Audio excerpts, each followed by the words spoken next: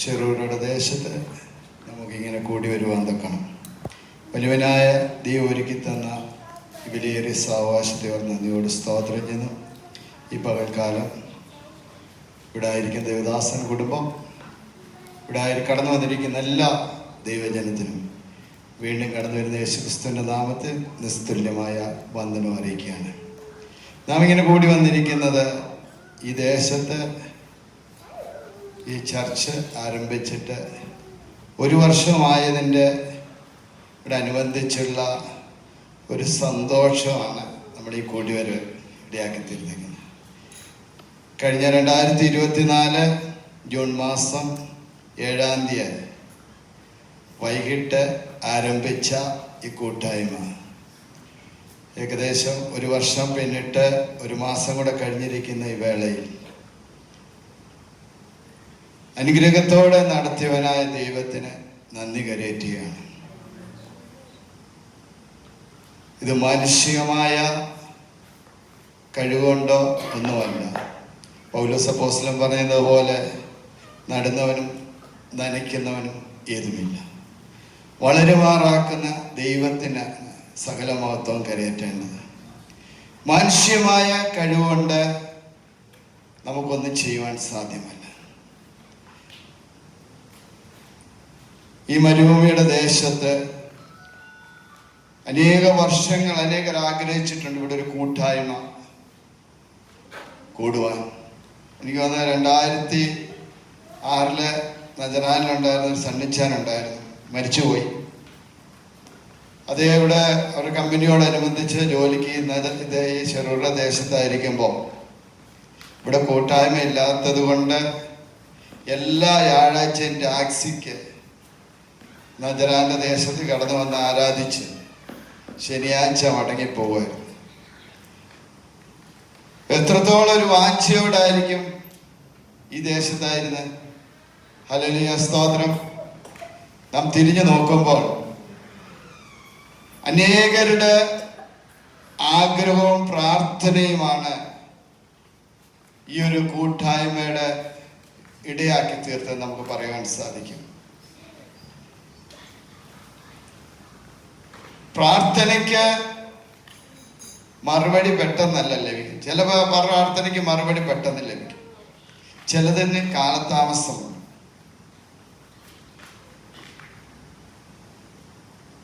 വർഷങ്ങളായി അനേകർ ആഗ്രഹിച്ചിട്ടുണ്ടായിരിക്കും, പ്രാർത്ഥിച്ചിട്ടുണ്ടായിരിക്കും ദേശത്ത് ഒരു കൂട്ടായ്മ കൂടുക.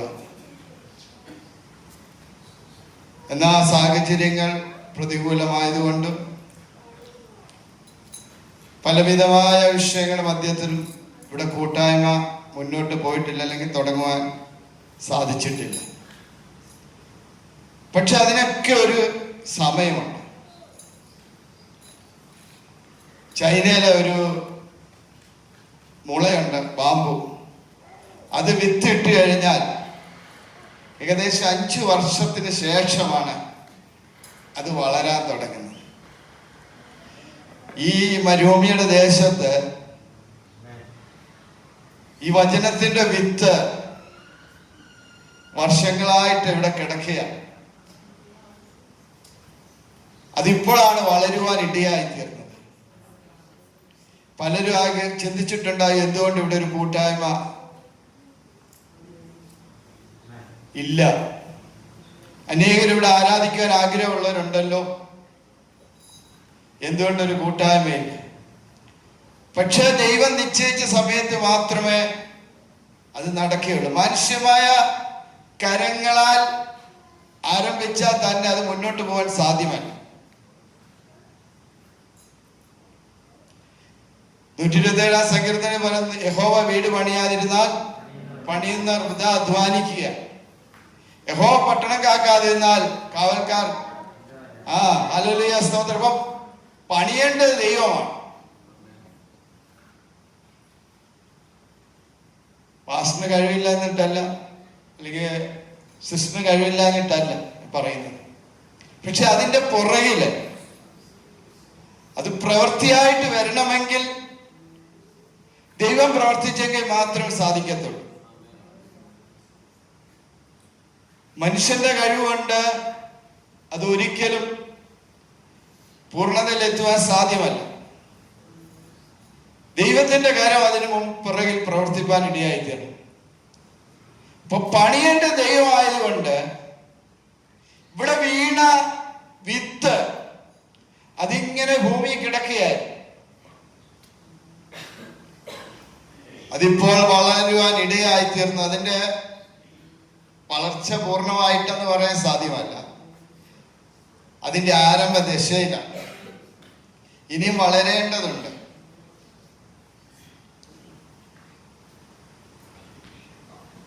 ഇതിന്റെ ആരംഭ ദിവസം ഞാൻ ആ സങ്കീർത്തനം വായിച്ചത്, അന്ന് ഞാൻ ആശംസ പറഞ്ഞതാണ്. ഇതിന്റെ 1 വർഷമാകുമ്പോൾ വീണ്ടും ആശംസ പറയുകയാണ്. നമ്മള് സകല മഹത്വം കൊടുക്കേണ്ടത് നമ്മുടെ ദൈവത്തിനാണ്. പലരും പക്ഷെ ചിന്തിച്ചിട്ടുണ്ടോ ഇത് മുന്നോട്ട് പോകത്തില്ല എന്നൊക്കെ ചിന്തിച്ചു കാണും. പക്ഷെ നമ്മുടെ ചിന്തകളോ നമ്മുടെ വിചാരങ്ങളോ ഒന്നുമല്ല. ദൈവത്തിന്റെ വചനം പറയുന്നത് പോലെ നിങ്ങളുടെ വിചാരങ്ങളല്ല എൻ്റെ വിചാരങ്ങൾ, നിങ്ങളുടെ വഴികളല്ല എൻ്റെ വഴികൾ. ആകാശവും ഭൂമിയും അകന്നിരിക്കുന്നത് പോലെ വ്യത്യസ്തമായിരിക്കുന്നു. ഇന്ന് പകൽക്കാലം നമ്മള് ഈ 1 വർഷത്തിന്റെ ആഘോഷമായിട്ട് ഒരു ആനിവേഴ്സറി ആയിട്ട് ഇങ്ങനെ കൂടി വരുമ്പോൾ ഇതിന്റെ പുറകിൽ പ്രവർത്തിച്ച ദൈവത്തിന്റെ കരം അല്ലെങ്കിൽ ദൈവത്തിന്റെ പ്രവൃത്തി നമ്മളൊന്ന് തിരിഞ്ഞു നോക്കുവാൻ ഇടയായിത്തീരണം. ഇത്രത്തോളം സാധ്യമാക്കി തന്ന സർവശക്തനായ ദൈവത്തിന് നാം ഇന്ന് പകൽക്കാലം നന്ദി കരയറ്റുവാൻ ഇടയായിത്തീരണം. നമ്മൾ ചെറിയ ആഘോഷമൊക്കെ ആണെങ്കിലും ഇതിന്റെ പുറകില് ഇത്രയും നടത്തിയ ദൈവത്തിന് നാം നന്ദി കരയറ്റുന്നവരായിത്തീരണം. ഈ ആനിവേഴ്സറി ആഘോഷത്തിന്റെ പുറകിൽ നാം ദൈവം ചെയ്തതിനെ മറന്നു പോകാൻ ഇടയായിത്തീരല്ലേ. കാരണം നമുക്കറിയാം പലയിടത്തും ആരംഭിച്ച് അതുപോലെ തന്നെ നിന്നുപോയിടമുണ്ട്. ഇന്ന് പകൽക്കാലം ഈ 1 വർഷം ആവുമ്പോൾ എനിക്ക് സന്തോഷിക്കുവാനൊരു വകയുണ്ട്. എൻ്റെ കൂടെ ഒരു ആഗ്രഹമായിരുന്നു ഇവിടെ ഒരു കൂട്ടായ്മ തുടങ്ങാൻ. കാരണം ഇവിടുന്ന് നമ്മുടെ അരുണ സിസ്റ്ററൊക്കെ ആരാധനയ്ക്ക് നജറാനി കടന്നു വന്നിട്ടുണ്ട്. പലർക്കും ആഗ്രഹം ഉണ്ടായിട്ടും ഇത്ര ദൂരവും സാഹചര്യം, ഡ്യൂട്ടിയുടേതായ സാഹചര്യമൊക്കെ വെച്ച് കടന്നു വരുവാൻ സാധിക്കാതെ ഭാരപ്പെട്ടിരുന്നു. ഒരു ചെറിയ ആഗ്രഹം, അത് ജിദ്ദ വഴി ജിസാനിൽ നിന്ന് ദേശത്തേക്ക് എക്സിറ്റ് പോകാൻ ഇരുന്ന ദൈവദാസനെ ഈ ദേശത്ത് കൊണ്ടുവരുവാൻ ഇടയായിത്തീർന്നു. അത് ദൈവത്തിന്റെ പ്രവൃത്തിയാണ്. അല്ലെങ്കിൽ ഇന്ന് ദേവദാസൻ ദേശത്തിരിക്കേണ്ടതാണ്. എക്സിറ്റ് പോകേണ്ടതാ ദേവദാസനെ ഈ ദേശത്തെ കൊണ്ടുവരുവാനും ഇങ്ങനൊരു പ്രവർത്തനം നടത്തുവാനും ഒക്കെ ഇടയായത് മാനുഷ്യമായ കരങ്ങളല്ല അതിന് പുറകെ പ്രവർത്തിച്ചത്. ദൈവത്തിന്റെ കരങ്ങളാണെന്ന് എനിക്ക് പറയാൻ സാധിക്കത്തുള്ളൂ. ഈ ഒരു കൂട്ടായ്മ മുഖാന്തരമായിട്ട് അനേകർ ഇനിയും ദൈവത്തെ അറിയുവാൻ ഇടയായിത്തീരുമെന്ന് എനിക്ക് പറയാനുള്ളത്. ഈ ആലയം എന്ന് പറയുന്ന ഒരു വലിയ സന്തോഷമാണ്. നമുക്കറിയാം എസ്രായുടെ പുസ്തകത്തിൽ വായിക്കുമ്പോൾ ഇസ്രായേൽ ജനത്തിന്റെ ആരാധന അല്ലെങ്കിൽ ആലയം തകർക്കപ്പെട്ടു. അവർ പ്രവാസികളായി തീരുവാൻ ഇടയായിത്തീർന്നു. അവർക്കൊരു ആരാധന ഇല്ലായിരുന്നു, അവർക്കൊരു ആലയം ഇല്ലായിരുന്നു. എന്നാൽ സ്വർഗത്തിലെ ദൈവത്തിന്റെ മുൻ നിശ്ചയപ്രകാരം കോരസ് എന്ന പാഴ്സി രാജാവിനെ അതിന് എഴുന്നേൽപ്പിക്കുവാൻ ഇടയായിത്തീർന്നു. അവരുടെ ആലയം തകർക്കപ്പെട്ടത് അവര് പരദേശികൾ അല്ലെങ്കിൽ പ്രവാസികളായി പോകുമ്പോൾ തന്നെ ഇസ്രായേൽ ജനത്തിന്റെ ആലയം തകർക്കപ്പെട്ടു. എന്നാൽ യെശയ്യാ പ്രവാചകൻ മുഖാന്തരം എഴുതപ്പെട്ടത് മുഖാന്തരമായിട്ട് കോരസ് എന്ന പാർസി രാജാവിനെ ദൈവം എഴുന്നേൽപ്പിക്കുവാൻ ഇടയായിത്തീർന്നു. നമ്മൾ ഇസ്രായേൽ പുസ്തകം 1-ാം അധ്യായം വായിക്കുമ്പോൾ കോരസിന്റെ മനസ്സിനെ ഉണർത്തി എന്നാണ് ദൈവത്തിന്റെ വചനം പറയുന്നത്. ഇസ്രായേലിൽ അല്ലെങ്കിൽ യെരൂശലേമിൽ ദൈവത്തിന് ഒരാലയം പണിയുക എന്നുള്ളത് കോരസിന്റെ മനസ്സിനെ ഉണർത്തി. അവിടെ കോരസ് വിളംബരം പ്രഖ്യാപിക്കുവാൻ ഇടയായിത്തീർന്നു. ദൈവത്തിന്റെ ജനമായിട്ട് ആരെങ്കിലും ഇവിടെ ഉണ്ടെങ്കിൽ അവർ യെരൂശലേമിലേക്ക് ആലയം പണിയുവാൻ, ദൈവത്തിന് ഒരു ആലയം പണിയുവാൻ പുറപ്പെട്ടു പോകട്ടെ എന്ന്. നമുക്കറിയാം, ഇസ്രായേലിന്റെ പുസ്തകം വായിക്കുമ്പോൾ അവർ അവിടെ ഒരു ആലയം പണിയുവാൻ ഇടയായിത്തീർന്നു. അതിന്റെ അടിസ്ഥാനം ഇട്ടപ്പോൾ അതിന്റെ ആരംഭം അല്ലെങ്കിൽ മുമ്പുള്ള ആലയം കണ്ടിട്ടുള്ളവർ അവർ സന്തോഷം കൊണ്ട് കരയുവാൻ ഇടയായിത്തീർന്നെന്ന ദൈവത്തിന്റെ വചനം പറയുന്നു. അപ്പൊ ആലയം എന്ന് പറയുന്നത് നമ്മുടെ ജീവിതത്തിൽ ഒരു ആനന്ദമാണ്, ഒരു സന്തോഷമാണ്. അതൊരു ചടങ്ങായിട്ട് കടന്നു വരുന്നതിനുള്ള ഇടമല്ല. ഹല്ലേലൂയ, സ്തോത്രം. ഈ ശരൂരയുടെ ദേശത്ത് നമുക്ക് ദൈവത്തെ ആരാധിക്കുവാനുള്ള ഒരു ഇടമാണ് ആലയം എന്ന് പറയുന്നത്. അങ്ങനെയെങ്കിൽ ഇന്ന് പകൽക്കാലം പ്രിയപ്പെട്ടവരെ, ഒന്നുമില്ലായിടത്ത് ശൂന്യമായി കിടന്നെടുത്ത് അനേകർക്ക് ആരാധിക്കാൻ ആഗ്രഹം ഉണ്ടായിട്ട് സാധ്യതയില്ലായിരുന്നിടത്ത് സർവശക്തനായ ദൈവം നമുക്ക് കൂടി വന്ന് ആരാധിക്കുവാൻ തക്കവണ്ണം ഇങ്ങനെ ഒരു മുഖാന്തരം ഒരുക്കി. അതിനുവേണ്ടി പ്രിയ ദേവദാസനെ ദൈവം എഴുന്നേൽപ്പിച്ചു. അത് ദൈവത്തിന്റെ പ്രവൃത്തിയാണ്. ഇന്ന് പകൽക്കാലം നന്ദിയുള്ള ഹൃദയത്തോട് നമുക്ക് ദൈവത്തെ സ്തുതിക്കുവാൻ ഇടയായി തീരണം. 126-ാം സങ്കീർത്തനം നമ്മൾ വായിക്കുമ്പോൾ അതിന്റെ 1 തൊട്ട് 3 വരെയുള്ള വാക്യങ്ങൾ നമ്മൾ വായിക്കുമ്പോൾ കാണുവാൻ സാധിക്കും. ഞങ്ങൾ സ്വപ്നം കാണുന്നവരെ പോലെ ആയിരുന്നു. അന്ന് ഞങ്ങളുടെ വായിൽ ചിരിയും ഞങ്ങളുടെ നാവിന്മേൽ ആർപ്പും നിറഞ്ഞിരുന്നു. യഹോവ അവരിൽ വൻ കാര്യങ്ങളെ ചെയ്തിരിക്കുന്നു എന്ന് ജാതികളുടെ ഇടയിൽ അന്ന് പറഞ്ഞു. യഹോവ ഞങ്ങളിൽ വൻ കാര്യങ്ങളെ ചെയ്തിരിക്കുന്നു, അതുകൊണ്ട് ഞങ്ങൾ സന്തോഷിക്കുന്നു. ആമേൻ. ഇന്ന് പകൽക്കാലം നമുക്ക് പറയുവാൻ കഴിയണം, യഹോവ നമ്മളിൽ വൻ കാര്യങ്ങളെ ചെയ്തിരിക്കുകയാണ്, നമുക്ക് വേണ്ടി വൻ കാര്യം ചെയ്തിരിക്കുകയാണ്. ഒരു സാധ്യതയും ഇല്ലായിരുന്നിടത്ത്, ഒരു സാഹചര്യവും ഇല്ലായിരുന്നിടത്ത് ഇവിടെ വീണ പ്രാർത്ഥനയുടെ വിത്ത് വളർന്ന് ഒരു കൂട്ടായ്മയായി തീരുവാൻ ഇടയായിത്തീർന്നു. ഈ പകൽക്കാലം നമുക്ക് പറയുവാൻ കഴിയണം, യഹോവ നമ്മളിൽ വൻ കാര്യങ്ങളെ ചെയ്തിരിക്കുന്നു. അത് നമ്മുടെ ജീവിതത്തിൽ സന്തോഷമായി തീരുവാൻ ഇടയായി തീരണം. ഇന്ന് പകൽക്കാലം ആലയം എന്താണ്? നമുക്കൊരു സന്തോഷമായി തീരണം. നമ്മുടെ ജീവിതത്തില് ആലയം എന്ന് പറയുന്നത് കൂടി വന്നിങ്ങനെ പോകുവാനുള്ളതല്ല, ഒരാരാധനയായി ഉയരുവാൻ, നമ്മുടെ ജീവിതത്തിൽ സന്തോഷമായി ഉയരുവാൻ ഇടയായി തീരണം. ആലയത്തിലേക്ക് കടന്നു വരുന്നൊരു ദുഃഖമായി തീരുവാൻ ഇടയാത്തില്ല. ദൈവദാസൻ വിളിക്കുന്നത് കൊണ്ട് കടന്നു വന്നേക്കാന്ന് ചിന്തിക്കുന്ന ഒരു അവസ്ഥയായി തീരല്ലേ. നമുക്കറിയാം 122-ാം സങ്കീർത്തനം 1-ാം വാക്യം എങ്ങനെയാണ് പറയുന്നത്? സങ്കീർത്തനക്കാരൻ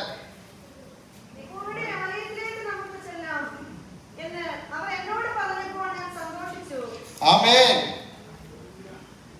യഹോവയുടെ ആലയത്തിലേക്ക് നമുക്ക് പോകാമെന്ന് അവർ എന്നോട് പറഞ്ഞപ്പോൾ ഞാൻ സന്തോഷിച്ചെന്നാണ് സങ്കീർത്തനക്കാരൻ പറയുന്നത്. പലപ്പോഴും നമ്മുടെ ജീവിതത്തിൽ ദുഃഖമാണ്. ആരാധനയ്ക്ക് വാ എന്ന് പറയുമ്പോൾ നമുക്ക് പലപ്പോഴും ദുഃഖമാണ്. അവർക്ക് വേറെ പണിയൊന്നുമില്ല, ഇവിടെ സങ്കീർത്തനക്കാരൻ പറയുന്ന തന്റെ ജീവിതത്തിൽ ഒരു സന്തോഷമായി തീർന്നു എന്നാണ്. ആലയത്തിലേക്ക് പോകുക എന്ന് പറഞ്ഞപ്പോൾ, കാരണം ആലയത്തിൽ ചെല്ലും ദൈവസന്നിധിയിൽ 2-3 പേർ കൂടി വരുന്നിടത്ത് ഞാൻ ഉണ്ടാകുമെന്ന് അരുളി ചെയ്ത ദൈവം നമ്മുടെ മധ്യത്തിൽ കടന്നു വരുവാനിടയായി. ആ ഒരു ദൈവിക സന്തോഷം പൗലോസ് പറയുന്ന എപ്പോഴും കർത്താവിൽ സന്തോഷിക്കുക എന്ന് പറയുന്ന പോലെ ഒരു ആനന്ദമാണ് ആരാധന എന്ന് പറയുന്നത്. അത് എല്ലായിടത്തും ഇരിക്കുമ്പോ കിട്ടത്തില്ല. ഫറവോനോട് ദൈവം പറഞ്ഞു എന്റെ ജനത്തെ ആരാധിക്കാൻ വിട്ടയക്കുക. ഫറവോൻ പറയും നിങ്ങൾ ഇവിടെ ആരാധിക്കുക. ദൈവം പറയുന്നത് അങ്ങനെയല്ല, ഞാൻ പറയുന്ന സ്ഥലത്ത് ചെന്ന് ആരാധിക്കണം. അപ്പൊ ആരാധനയുടെ സന്തോഷം എല്ലായിടത്തും നമുക്ക് ലഭിക്കത്തില്ല. അത് നമ്മൾ വിചാരിക്കും നമ്മൾ ഇരിക്കുന്നിടത്ത് അത് കിട്ടും, അല്ലെങ്കിൽ വേറെ അങ്ങനെ കിട്ടത്തില്ല. അത് എല്ലായിടത്തും ലഭിക്കുന്നതല്ല. അതുകൊണ്ടാണ് സങ്കീർത്തനക്കാരൻ പറഞ്ഞ ആലയത്തിലേക്ക് കടന്നു പോകാമെന്ന് പറഞ്ഞപ്പോൾ ജീവിതത്തിൽ സന്തോഷമായി തീരുവാൻ ഇടയായി തീർന്നു. ഇന്നീ പകൽക്കാലം ദൈവസന്നിധിക്ക് ദൈവമക്കളെ ആരാധിക്കാൻ വിളിക്കുമ്പോൾ ആരാധനയ്ക്ക് കടന്നു പോകുന്നത് നമ്മുടെ ജീവിതത്തില് അത് ദുഃഖത്തിന്റെ അവസ്ഥയായി തീരല്ലേ. സങ്കീർത്തനക്കാരൻ പറയുന്നതുപോലെ നമ്മുടെ ജീവിതത്തിൽ അതൊരു സന്തോഷമായി തീരുവാൻ ഇടയായി തീരണം, ഒരാനന്ദമായി തീരണം. എന്റെ കർത്താവിനെ ആരാധിപ്പാൻ കടന്നു പോവുക. അത് സങ്കീർത്തനക്കാരൻ പറഞ്ഞതുപോലെ മറ്റെന്തിനേക്കാൾ എന്റെ ജീവിതത്തില് അതൊരു മുഖ്യ സന്തോഷമായി തീരുക എന്നുള്ളത്, നമ്മുടെ ജീവിതത്തിൽ ദൈവത്തെ ആരാധിക്കുക എന്നുള്ളത് എല്ലാറ്റിനേക്കാളും ഒരു സന്തോഷമായി തീരണം. അതാണ് സങ്കീർത്തനക്കാരൻ പറയുന്നത് എന്റെ ജീവിതത്തിൽ മുഖ്യ സന്തോഷമാണ്. ആ ഒരു സന്തോഷം മറ്റെന്ത് ചെയ്താലും ലഭിക്കുന്നതല്ല. ദൈവത്തോടു കൂടെയുള്ള വാസം, ദൈവസന്നിധിയില് ഇരിക്കുന്ന ആ വാസം, ദൈവസന്നിധിയിൽ കടന്നു വന്ന് ദൈവത്തെ ആരാധിക്കുക എന്നുള്ളത് ആ ഒരു ആനന്ദം മറ്റെങ്ങും ലഭിക്കുകയില്ല. ഒരു സിനിമ കാണുമ്പോൾ ലഭിക്കത്തില്ല, അത് ചിലപ്പോൾ അല്പസമയത്തേക്കേ ഉള്ളൂ. ദൈവത്തെ ആരാധിക്കുക എന്നുള്ളത് ഒരു നിത്യ ആനന്ദമായി നമ്മുടെ ജീവിതത്തിൽ തീരുവാൻ ഇടയായി തീരണം. 122 സങ്കീർത്തനം 9-ാമത്തെ വാക്യം. ആമേൻ. അവിടെ സങ്കീർത്തനക്കാരൻ പറയുകയാണ് നമ്മുടെ ദൈവമായ യഹോവയുടെ ആലയ നിമിത്തം ഒരു നന്മയ്ക്ക് മുഖാന്തരമായി തീരുകയാണ് നമ്മുടെ ജീവിതത്തിൽ. നന്മ അന്വേഷിക്കുക എന്നാണ് പറയുന്നത്. അപ്പം ദൈവാലയത്തിലേക്ക് കടന്നു ചെല്ലുന്നത്, ദൈവസന്നിധിയിലേക്ക് കടന്നു ചെന്നത് നമ്മുടെ ജീവിതത്തിൽ അനുഗ്രഹത്തിന് ഇടയായി തീരുകയാണ്. അതുകൊണ്ട് ഇന്ന് പകൽക്കാലം പ്രിയപ്പെട്ടവരെ, ഈ ശെരൂരയുടെ ദേശത്ത് ഇങ്ങനൊരു കൂട്ടായ്മ ആരംഭിച്ചിട്ട് 1 വർഷം കഴിയുമ്പോൾ അത് നമ്മുടെ ജീവിതത്തില് അനുഗ്രഹമായി തീരുവാൻ ഇടയായി തീരണം. അത് നമ്മുടെ ജീവിതത്തില് നന്മയായി തീരുവാൻ ഇടയായി തീരണം. നമ്മുടെ ജീവിതത്തില് എല്ലാറ്റിനേക്കാൾ ഉപരിയായി ഒരു മുഖ്യ സന്തോഷമായി തീരുവാൻ ഇടയായി തീരണം. ഹോശേയുടെ പുസ്തകത്തിലേക്ക് നമ്മൾ കടന്നു വരുമ്പോൾ 10-ാം അധ്യായത്തില് 12-ാമത്തെ വാക്യത്തിൽ ഒരു വചനമുണ്ട്. നീതിയിൽ വിതയ്ക്കുവിൻ, ദയക്കൊത്തവണ്ണം കൊയ്യുവിൻ, നിങ്ങളുടെ തരിശുനിലം ഉഴുവിൻ. യഹോവ വന്ന് നിങ്ങളുടെ മേൽ നീതി വർഷിപ്പിക്കേണ്ടതിന് അവനെ അന്വേഷിക്കുവാനുള്ള കാലമാകുന്നുവല്ലോ. ആമേൻ. പ്രവാചകൻ പറയുകയാണ്, നീതിയിൽ വിതപ്പേൻ, ദയക്കൊത്തവണ്ണം കൊയ്യുവിൻ, നിങ്ങളുടെ തരിശു നിലം ഉഴുവിൻ. ഈ ദേശം, ഈ ശെരൂരയുടെ ദേശം തരിശു നിലമാണ്, ഇപ്പൊ ഉഴുതുകൊണ്ടിരിക്കുക. ഇവിടെ നമ്മളിപ്പം ഉഴുത് വിത്ത് വിതച്ചുകൊണ്ടിരിക്കുകയാണ്. അതിന്റെ ആരംഭത്തിലാണ്. ഇപ്പൊ തരിശു നിലം ഉഴുവി. ദൈവത്തിന്റെ വചനം പറയും നീതിയിൽ വിതപ്പേ. യഹോവ വന്ന് നിങ്ങളുടെ മേൽ നീതി വർഷിപ്പിക്കേണ്ടതിന് അവനെ അന്വേഷിപ്പാനുള്ള കാലമാകുന്നല്ലോ. ഈ പകൽക്കാലം പ്രിയപ്പെട്ടവരെ, ഇവിടെ ഒരു ഉഴുത് വിത നടന്നുകൊണ്ടിരിക്കുകയാണ്. ഇതിന്റെ ഒരു ഫലം ഇനി വരുവാനുണ്ട്. നമ്മളാണ് ദൈവത്തെ അന്വേഷിക്കുവാനുള്ള കാലമാണ് ഈ കൂട്ടായ്മ എന്നുള്ളത്. നമ്മുടെ ജീവിതത്തില് ദൈവത്തെ അന്വേഷിക്കുവാനുള്ള കാലമാകുന്നുവല്ലോ ഈ പകൽക്കാലം. പ്രിയപ്പെട്ടവരെ, ഇവിടെ നീതി വിതച്ച് തരിശുല നില ഉഴുന്ന് ഒരു വലിയ പ്രവൃത്തി നടന്നുകൊണ്ടിരിക്കുകയാണ്. കർത്താവിന്റെ വചനം പറയുന്നത് പോലെ കണ്ണീരിൽ വിതയ്ക്കുന്നവൻ ആർപ്പോട് കൊയ്യുന്ന ഒരു സമയമുണ്ട്. നമ്മൾ ഇതിന്റെ ആരംഭത്തിലേക്ക് നോക്കുമ്പോൾ ചില ബുദ്ധിമുട്ടുകളൊക്കെ എനിക്ക് തോന്നുന്നു ദേവദാസൻ പെട്ടെന്ന് ഇവിടെ കടന്നു വരുവാൻ ഇടയായി. ആരും വിചാരിക്കാത്ത ചില ബുദ്ധിമുട്ടുകളൊക്കെ കടന്നു വന്നു. എങ്കിലും അതൊക്കെ ദൈവം അനുഗ്രഹമാക്കി തീർക്കുവാൻ ഇടയായി തീർന്നു. ഇന്ന് പകൽക്കാലം ഈ ഒരു വർഷം കഴിഞ്ഞ സമയത്ത് നമ്മുടെ ജീവിതത്തിൽ ഒരു സന്തോഷമാണ്. കണ്ണീരോട് വിതച്ചിട്ടുണ്ടെങ്കിൽ ആർപ്പോട് കൊയ്യുവാൻ ഇടയായി തീരുമെന്ന് ദൈവത്തിന്റെ വചനം പറയുമ്പോൾ ഇതൊരു കൊയ്ത്തിന്റെ ആരംഭമാണ്. തുടങ്ങിയിട്ടേ ഉള്ളൂ. നമ്മുടെ ചിന്തകൾക്ക് അപ്പുറമായിട്ട് ഇപ്പോൾ നമ്മൾ വിചാരിക്കും ഇവിടെ വളരെ കുറച്ച് ആൾക്കാരൊക്കെ ഉള്ളൂ. ചെറിയ തോതിലാണ് കൊയ്ത്ത് നടന്നുകൊണ്ടിരിക്കുന്നത്. പക്ഷെ കണ്ണുനീരോട് വിതച്ചിട്ടുണ്ടെങ്കിൽ നമ്മൾ ആർപ്പോട് കൊയ്യുവാൻ ഇടയായിത്തീരും. അതുകൊണ്ട് ദൈവത്തിന്റെ വചനം പറയുന്നത് പോലെ നമ്മൾ ഉറപ്പോട് മുന്നോട്ട് പോകാൻ ഇടയായി തീരട്ടെ. ഇതിന്റെ കൊയ്ത്തിന്റെ ഒരു ആരംഭമാണ്. പൂർണ്ണതയിലേക്ക് നാം എത്തിയിട്ടില്ല.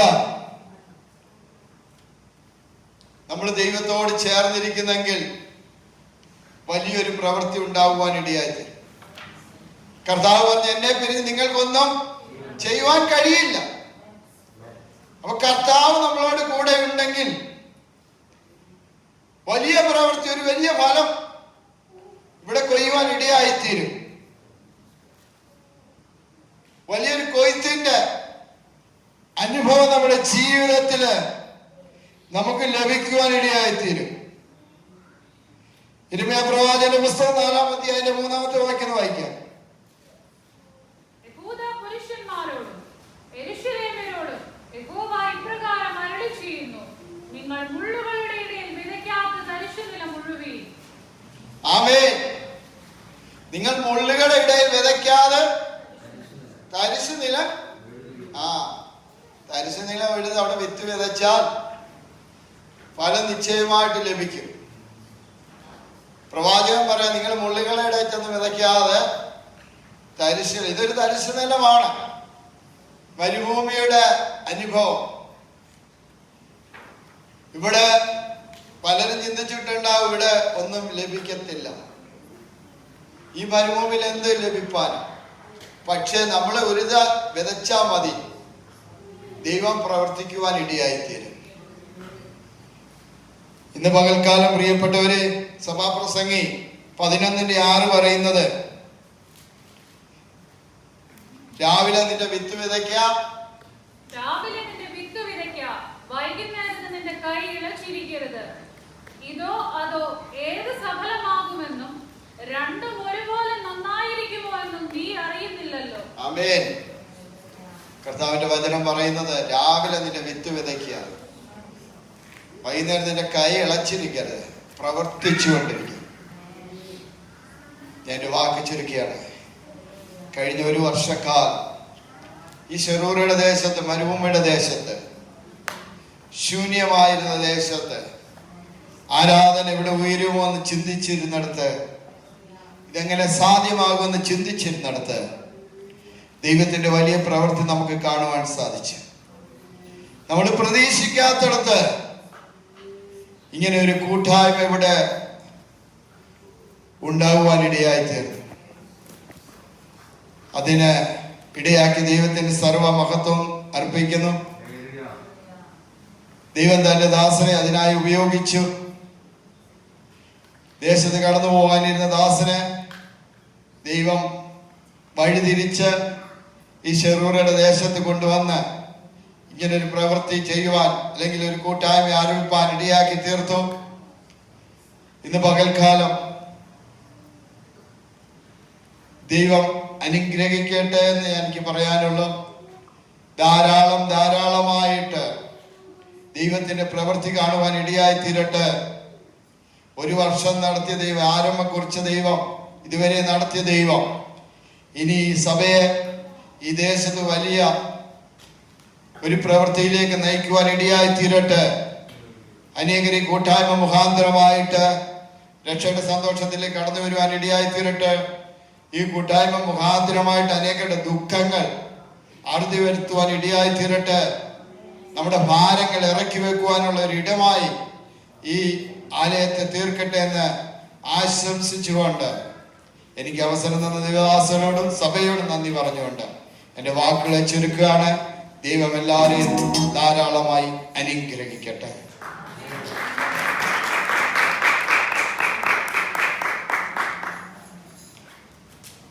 Praise the Lord. കരപൂരി ദൈവത്തിന് മഹത്വം കൊടുക്കാം. ഹല്ലേലൂയ.